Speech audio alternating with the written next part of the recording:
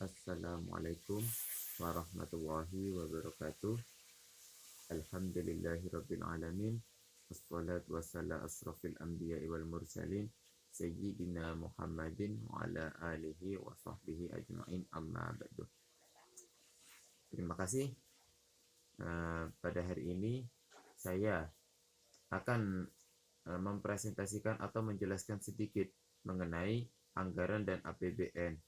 Sebelumnya saya Fadil Ahlik Maulana Ibrahim dari Prodi Manajemen Pendidikan Islam kelas C3 Fakultas Tarbiyah dan Ilmu Keguruan Universitas Islam Negeri Kiai Haji Ahmad Siddiq. Langsung saja di sini saya akan menjelaskan mengenai sedikit apa sih anggaran dan APBN itu sendiri. Nah, langsung saja ya. Dalam Kamus Besar Bahasa Indonesia atau yang bisa kita sebut dengan KBBI, bahwasanya anggaran adalah taksiran mengenai penerimaan dan pengeluaran kas yang diharapkan untuk periode yang akan datang. Seperti itu. Jadi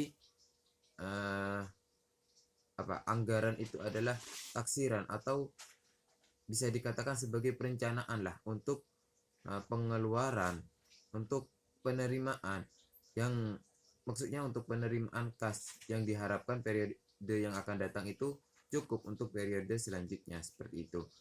Sedangkan APBN sendiri atau anggaran pendapatan dan belanja negara adalah rencana pengeluaran dan penerimaan negara di tahun mendatang yang dihubungkan dengan rencana dari proyek dalam jangka panjang, seperti itu. Dalam Undang-Undang Nomor 17 Tahun 2003 tentang Keuangan Negara, bahwasanya APBN itu meliputi 5 hal.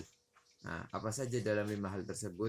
Yang pertama, APBN adalah rencana keuangan tahunan pemerintah yang disetujui oleh DPR. Jadi APBN ini rencana keuangan tahunan pemerintah yang disetujui oleh DPR. Maksudnya jika pemerintah ingin melakukan suatu rencana, intinya contohnya seperti pembangunan lah intinya. Nah, itu harus disetujui dulu oleh DPR, seperti itu. Yang kedua adalah APBN terdiri atas anggaran pendapatan, anggaran belanja, anggaran pembiayaan, dan lain sebagainya. Yang ketiga, APBN meliputi masa 1 tahun, terhitung mulai tanggal 1 Januari sampai dengan 31 Desember. Jadi APBN ini gimana ya? Cukup lah, atau APBN ini berfungsi selama suatu pendapatan atau penggunaan uang negara ini selama 1 tahun, seperti itu. Jadi APBN meliputi masa 1 tahun yang terhitung mulai tanggal 1 Januari sampai 31 Desember. Yang kedua, APBN ditetapkan tiap tahun dengan undang-undang. Jadi ketika ingin melakukan suatu anggaran, ingin melakukan suatu belanja negara, itu harus sesuai dengan apa yang telah ditetapkan oleh undang-undang, seperti itu. Jadi tiap tahun ya harus sesuai lah dengan undang-undang. Nah, seperti itu. Yang kelima atau yang terakhir adalah APBN berfungsi sebagai fungsi otorisasi, fungsi perencanaan, fungsi pengawasan, fungsi alokasi, distribusi, dan stabilisasi. Nah, selanjutnya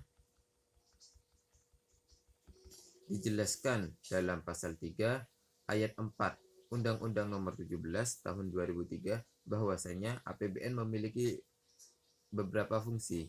Dalam pasal tersebut yang menjelaskan mengenai keuangan negara bahwa APBN itu memiliki 6 fungsi yang tadi telah saya sebutkan. Nah, saya ulangi ya, bahwa APBN memiliki 6 fungsi. Apa saja 6 fungsi tersebut? Yaitu APBN berfungsi sebagai otorisasi, APBN berfungsi sebagai perencanaan, APBN berfungsi sebagai pengawasan, APBN berfungsi sebagai alokasi, APBN berfungsi sebagai distribusi, APBN berfungsi sebagai stabilisasi. Nah, seperti itu. Nah, selanjutnya adalah APBN tentunya sangat berkaitan erat dengan belanja negara. Tentunya lah, karena APBN sendiri adalah anggaran pendapatan dan belanja negara, pasti berhubungan atau berkaitan dengan belanja negara. Dan tentunya belanja negara itu juga harus memiliki kebijakan Nah, ketika APBN itu memiliki kebijakan, maka dalam melakukan suatu pembelanjaan negara itu tetap bermanfaat bagi masyarakat, bagi rakyat, seperti itu. Bahkan bagi pemerintah itu sendiri. Jika tidak sesuai dengan kebijakan, ya bisa-bisa rugi lah, kan seperti itu. Nah, berikut adalah kebijakan dalam belanja negara. Apa saja kebijakannya? Nah, kebijakan belanja negara itu yang pertama, peningkatan belanja produktif seperti pembangunan infrastruktur dan konektivitas antar wilayah. Yang kedua, meningkatkan efisiensi dan penajaman belanja non-operasional, utamanya pada belanja barang yang meningkatkan ruang fiskal. Yang ketiga, meningkatkan kualitas efektivitas pada perlindungan sosial yang antara lain seperti PKH, KIS, Rastra, bidik misi, maksudnya beasiswa bidik misi seperti itu, atau yang sekarang sudah bisa disebut dengan KIP atau diganti dengan KIP dan lain-lain, dengan memperbaiki sistem penyaluran dan akurasi data pada penerima. Jadi meningkatkan perlindungan sosial ini juga harus sesuai lah dengan data penerima. Ya contohnya kayak PKH, KIS itu kan untuk masyarakat, untuk orang-orang yang tidak mampu seperti itu. Jadi dalam meningkatkan perlindungan sosial ini, perlindungan ini juga ditujukan kepada masyarakat yang kurang mampu seperti itu. Dan yang sudah mampu ya jangan mengajukan lah, kan kasihan juga yang kurang mampu itu. Nah, yang selanjutnya adalah memperkuat pelaksanaan program. Program apa? Program prioritas di bidang pendidikan, bidang kesehatan, kedaulatan pangan, energi, kemaritiman, maksud saya kemaritiman, kelautan, industri, bahkan wisata, seperti itu. Yang selanjutnya adalah penyaluran subsidi dan program bantuan sosial non-tunai yang lebih tepat sasaran. Nah, maksudnya penyaluran subsidi, contohnya tabung gas LPG yang 3 kg. Nah, itu kan dulunya dari bantuan subsidi, yaitu harus sesuai dengan tepat sasaran. Nah, tabung gas itu kan 3 kg itu kan dikhususkan untuk masyarakat miskin. Ya, itu ya juga harus ditujukan kepada masyarakat miskin, dan yang kaya harusnya tidak menggunakan gas tabung tersebut seperti itu. Namun ya di zaman sekarang tetaplah banyak orang-orang kaya yang tetap menggunakan gas LPG yang padahal itu ditujukan kepada masyarakat miskin. Yang selanjutnya adalah mendukung penegakan hukum serta stabilisasi keamanan dan pertahanan melalui apa? Melalui pemberantasan dan penegakan peredaran gelap narkoba, tindak terorisme dan perbuatan asusila. Nah, contohnya seperti apa? Keamanan dan pertahanan negara melalui pemberantasan gelap narkoba. Nah, saya jelaskan sedikit tadi kan, zaman sekarang kan banyak sekali pengguna narkoba yang meredarkan narkoba. Itu kan sembunyi-sembunyi, ada yang ditaruh di sakunya, ada yang taruh di sepatunya. Nah, itu kan agak sulit terdeteksi. Jadi harus menggunakan alat lah. Contohnya seperti apa? Anjing pelacak dan sebagainya, seperti itu. Nah, itu boleh dipakai karena untuk sebagai ketahanan negara, seperti itu. Nah, yang selanjutnya atau yang terakhir, transfer daerah ke dana desa sebagai salah satu instrumen penting dari desentralisasi fiskal. Mungkin itu saja yang dapat saya jelaskan. Kurang lebihnya saya mohon maaf. Wabillahi taufiq wal hidayah. Assalamualaikum warahmatullahi wabarakatuh. Baik, Assalamualaikum warahmatullahi wabarakatuh. Perkenalkan, nama saya Wardatus Solihah. Di sini saya akan menjelaskan mengenai dana penunjang pendidikan, yakni DPP. Menurut Suhaimi Darwanis dan Syukri Abdullah dalam jurnal ilmiah tahun 2016, dana penunjang pendidikan merupakan dana yang diberikan oleh pemerintah daerah maupun pemerintah pusat untuk sarana dan prasarana. Selain itu, dana penunjang pendidikan juga diambil 15% dari dana bantuan operasional sekolah, yakni BOS dalam per tahunnya. Dengan jumlah persentase yang cukup minim, maka dana tersebut tidak dapat mencukupi untuk menunjang fasilitas pendidikan dengan baik, sehingga berakibat sangat sulit untuk berkembangnya suatu kualitas pendidikan. Dana penunjang pendidikan biasanya hanya digunakan untuk membantu sekolah dalam melaksanakan program kerja, serta pembiayaan honorium bagi pegawai dan guru. Selain itu, jika ada pembiayaan yang lain, biasanya sudah dimasukkan ke dalam 11 asnaf yang diambil dari dana bantuan operasional sekolah, yakni BOS.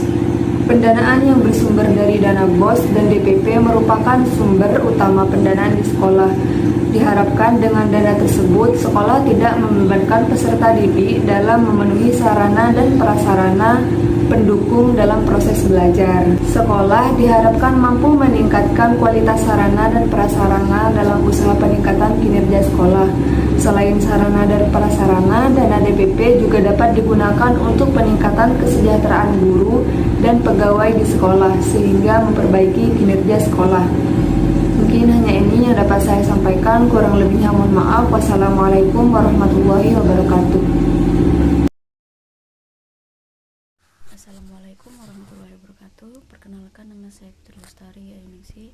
Saya dari kelompok 4 dengan submateri yang akan saya terangkan, yakni bantuan atau sumbangan dari masyarakat.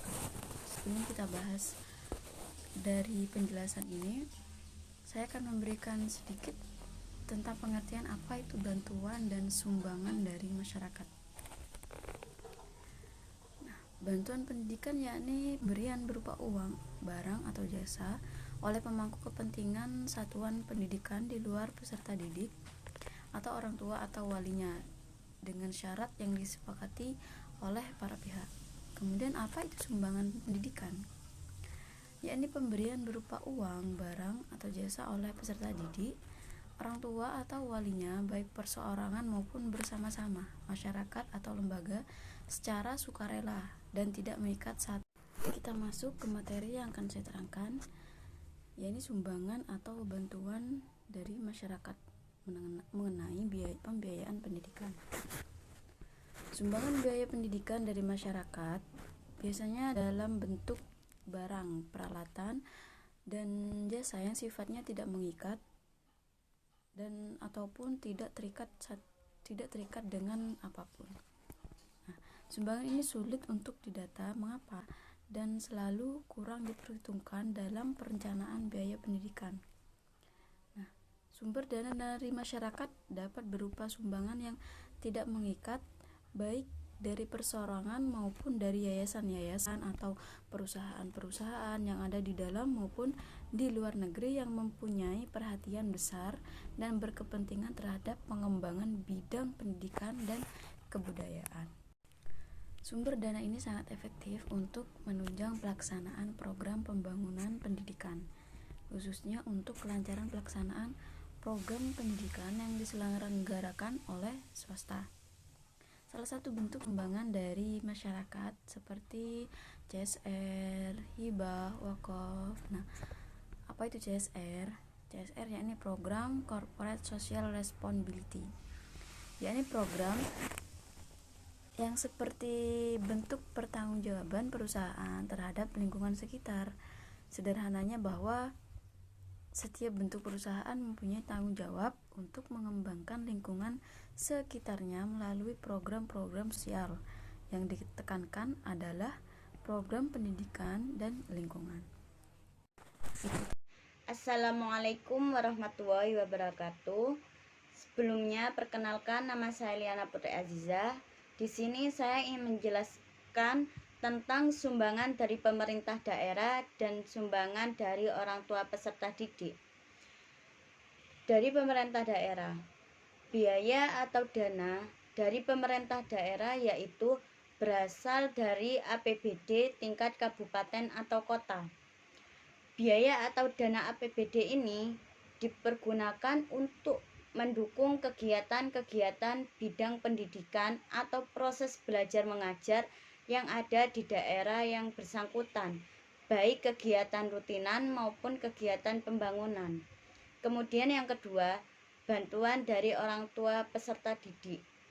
Kontribusi orang tua kemungkinan adalah keharusan lantaran pemerintah belum mampu membiayai semua kebutuhan dasar biaya atau dana sekolah.